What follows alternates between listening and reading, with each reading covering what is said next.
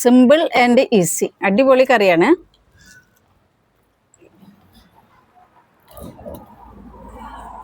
നല്ല സൂപ്പർ കറിയാണ് കേട്ടോ.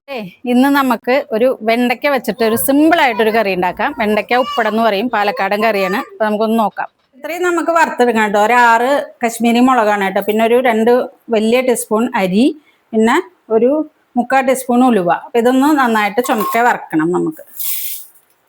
നമ്മൾ ഉലുവയും മുളകും അരിയും വറുത്തെടുത്തിട്ടുണ്ട് കേട്ടോ. ഇനി നമുക്ക് വെണ്ടയ്ക്ക ഒന്ന് വറുത്തെടുക്കണം. വെണ്ടയ്ക്ക ഒരു 3 പച്ചമുളകും, 1/2 കിലോ വെണ്ടയ്ക്ക ഉണ്ടാവും കേട്ടോ. ഒരു ലേശം വെളിച്ചെണ്ണ ഒഴിച്ചു കൊടുക്കാം. ഇതിലേക്കൊന്ന് വാട്ടിയെടുക്കണം.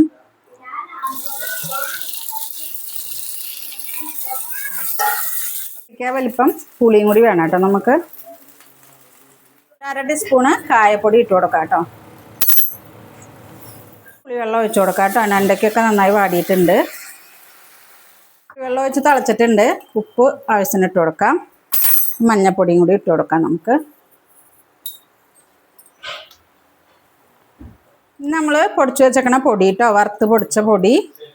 പിന്നെ അതിലേക്ക് ഒരു 1/4 ടീസ്പൂൺ ശർക്കരയും കൂടി ആഡ് ചെയ്ത് കൊടുക്കുന്നുണ്ട്.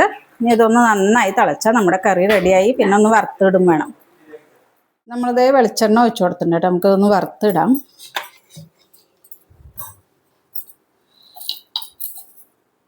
ഒരു സ്പൂൺ കടുക്, ഒരു 2 വറുത്തിടുന്ന മുളക്, ചുവന്ന മുളക്. എരിവൊക്കെ അവനവൻ്റെ ആവശ്യത്തിനനുസരിച്ച് ചേർത്ത് കൊടുക്കാം കേട്ടോ.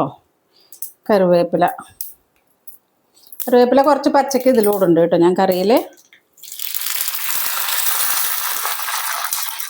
നമ്മുടെ സിമ്പിളായിട്ടുള്ള കറി റെഡിയായി കേട്ടോ. ഉണ്ടോ? നല്ല അടിപൊളി കറി. സിമ്പിളായിട്ട് പെട്ടെന്ന് ഉണ്ടാക്കിയെടുക്കാൻ പറ്റുന്നൊരു കറിയാണ്. നമ്മുടെ കറി ഒന്ന് കഴിച്ച് നോക്കാം കേട്ടോ. നമുക്ക്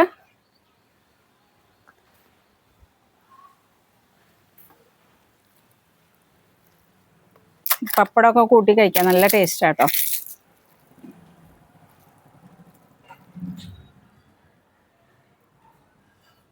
സിമ്പിൾ ആൻഡ് ഈസി അടിപൊളി കറിയാണ്.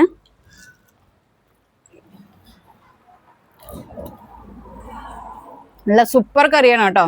ആ പുളിയൊക്കെ നല്ല ചെറുതായിട്ടൊരു മധുരമൊക്കെ ഇട്ടിട്ടുണ്ടല്ലോ. അപ്പം നല്ല അടിപൊളി ടേസ്റ്റാണ്. സിമ്പിളായിട്ട് ഉണ്ടാക്കാൻ പറ്റുന്ന കറിയാണ്.